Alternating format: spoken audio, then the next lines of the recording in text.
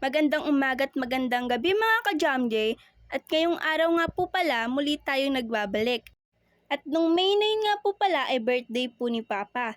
Kaya po binuksan namin yung alkansya namin na inipon po namin para sa birthday ni Papa. Nauna na nga po pala sila Papa dun sa may Boodle King sa Marilao kung saan po kami kakain. Nag-e-bake na lang po kami ni Mama kasi po medyo malapit-lapit lang din po yun, mga 100 na tumbling. Charot! At nandiyan na din po pala sila Lola, sila Tito at sila Tita. Nag-order na rin nga po pala dyan si Papa nung pagpunta pa lang po nila. Kaya hinihintay na lang po namin yung ibang in-order. Inaantay din po namin sila Tito Jeff tsaka sila Tita Rose. In-invite din po kasi sila ni Papa. Isa-isa na nga rin po palang dumating yung mga in-order na pagkain. Dahil po marami kami, mga 4 po na bilaong malaki at isang maliit po yung in-order ni Papa. Nakikita niyo po sa video na ang dami po talagang laman nung isang bilaong malaki at kasyang-kasya po talaga to sa isang pamilya. Kaya nga po pala dito nag-celebrate si Papa para po less hassle sa pagluluto at sa pagpupunta po ng mga bisita sa bahay. At kung paano magkakasya yung mga bisita, maliit lang din po kasi yung place namin, kaya po malabong magkasya yung mga bisita doon. Kaya dito na lang po nag-imbita si Papa at kumain na lang po dito sa May Boodle King para kasyang-kasya po kami. Para hindi na rin po kami maglilinis pagkatapos ng celebration ng birthday ni Papa. Matay na nga din po pala yan sila Tito Jeff at Tita Rose, kaya po kinantahan na namin si Papa. Happy birthday! Happy birthday to you! Happy birthday to you! Happy birthday to you!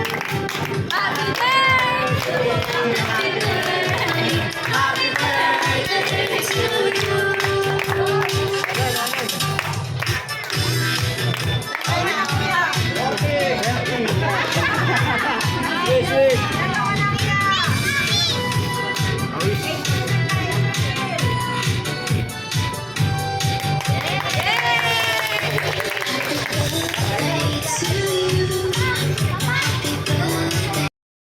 At bago nga po pala kami kumain dyan, nagbigay po muna kami ng pasasalamat sa Panginoon sa panibagong kaarawan ng aming Papa at sa patuloy na biyaya na binibigay sa amin ng Diyos.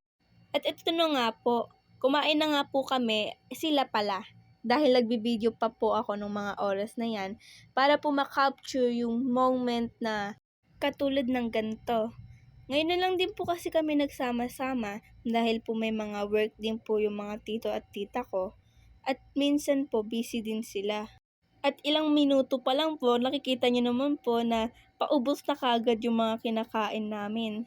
Nagsimula na nga din po akong kumain dyan at nagpalit na po kami ni Mika para po siya naman yung mag-video.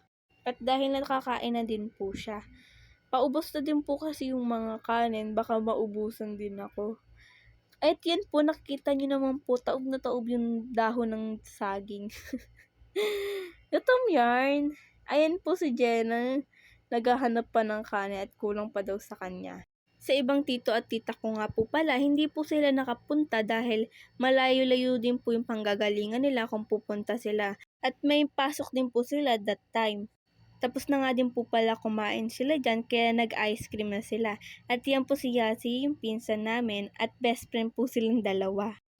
Dalawang table nga po pala kami at sa isang table, hindi pa po sila tapos kumain. Sinisimot pa po nila yung mga ulam at mga kanin. Sayang din po kasi.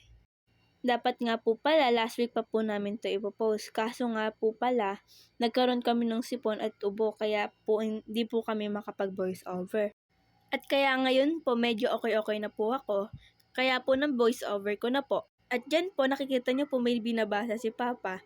Letter po na ginawa yan ni Jenna. Isa-isa nyo po kaming pinasulat dyan para masulat po yung mga gusto namin sabihin kay Papa.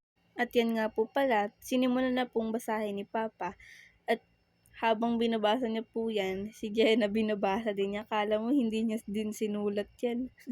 Sa mga hindi nga po pala nakakaalam, meron po kaming YT channel at ang pangalan po nun ay JamJ TV. At hanggang dito na lang din po yung video na to. Maraming salamat po sa pagtapos sa mga vlog namin. At hanggang sa muli mga ka-JamJ, bye-bye!